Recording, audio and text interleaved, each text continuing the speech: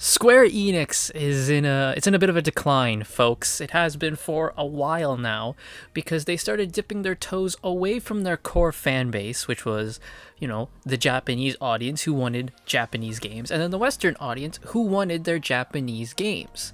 Games like we want our Dragon Quests, we want our Final Fantasies, the Octopath Travelers, all that sort of stuff, all those great RPGs, the Mana games. We want all that from Square Enix.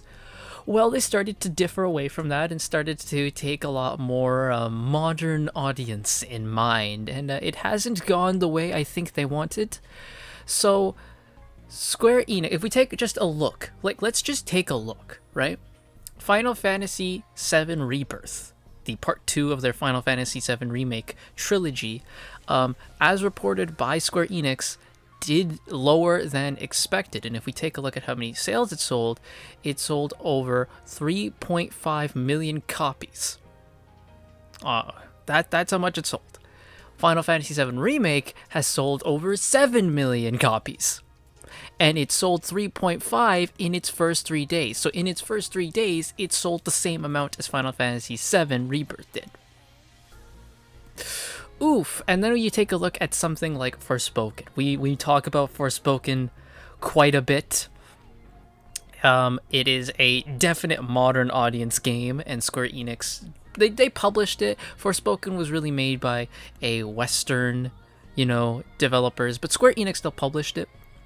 And Forspoken did not do well. It did not do well. It apparently had an over $100 million budget.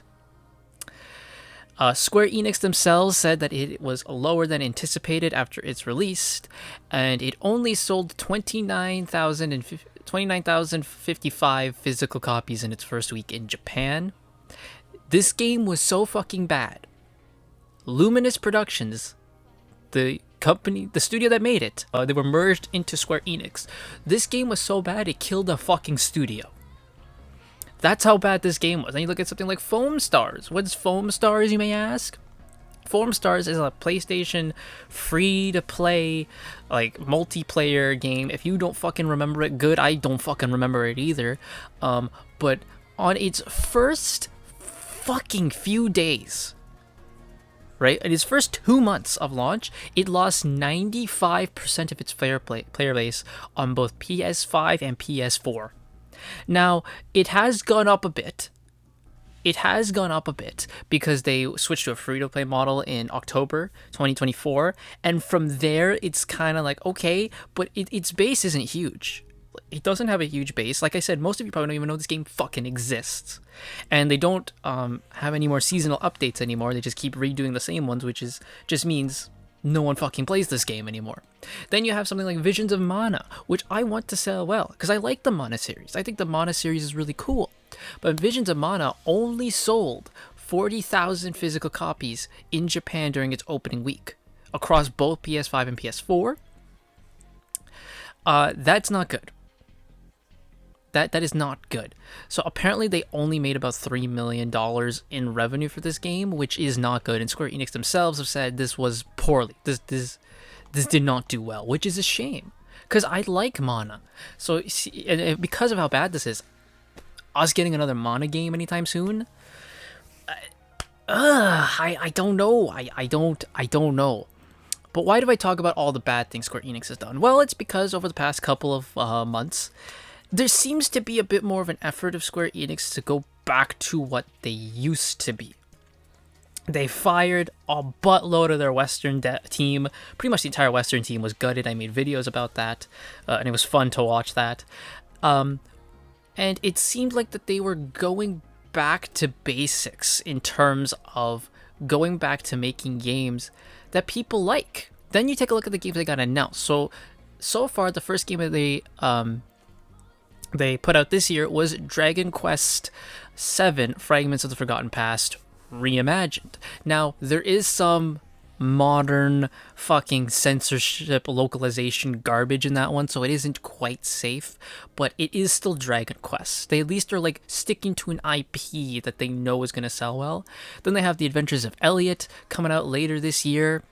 They have in development the next Dragon Quest and the next Kingdom Hearts. When do we see that? I don't know. The world may be a fucking radioactive wasteland. Sometime maybe before World War III we'll get them. But one game that they just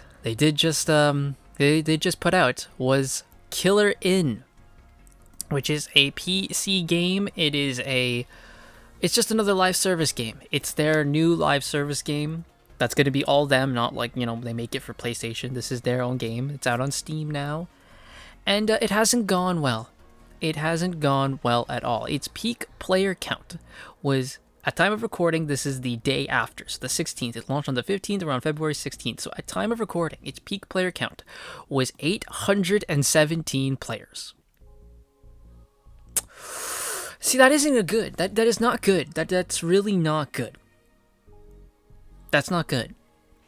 And currently we sit at 242 players right now. This is not good at all. This is not what you want from your new game, to have this low numbers, right? It's doing worse. To put this in perspective, it's doing better than Reloaded, but it's doing massively worse than High Guard. That's where this is. This is the middle ground right now. So let's take a look at some of the reactions. We have Az, he versus a baby face, where she's just laughing and he's showing you one of the characters in the game. There she is, all Jesus Christ. Then we have Learning the Law, Mongol Lawyer, who talks about this, saying, here's Square Enix's latest upcoming game, Killer In. It's real, it checks every modern stereotype box: old hags, sugar daddies, naked flamboyant men, African female voodoo, and one safe and lame normal female. Yes, it's made by Canadians. This is what Square Enix does with your money. I mean, that makes a lot of sense. Seeing all this garbage and being like, who made this? Oh, Canadians? Yeah, no, that makes fucking sense, yeah. Have you seen Canada nowadays? Fucking garbage. Then we have Emerald Apple, who said, a new Square Enix game, Killer In, doesn't even break 1,000 players. Just one look at the cast and we can tell exactly who it was made for: the modern audience. Meanwhile, Yoko Taro's projects were cancelled by Square Enix midway through development, probably to fund this disaster of a game. We could have got another banger of a game, but instead we get a DEI multiplayer murder mystery game no one asked for. For those who don't know who Yoko Taro is, he's the guy behind Nier Automata, Nier Replicant. That's all him. And he had a bunch of his projects cancelled. But this wasn't. This was allowed to go. We live in the worst fucking timeline.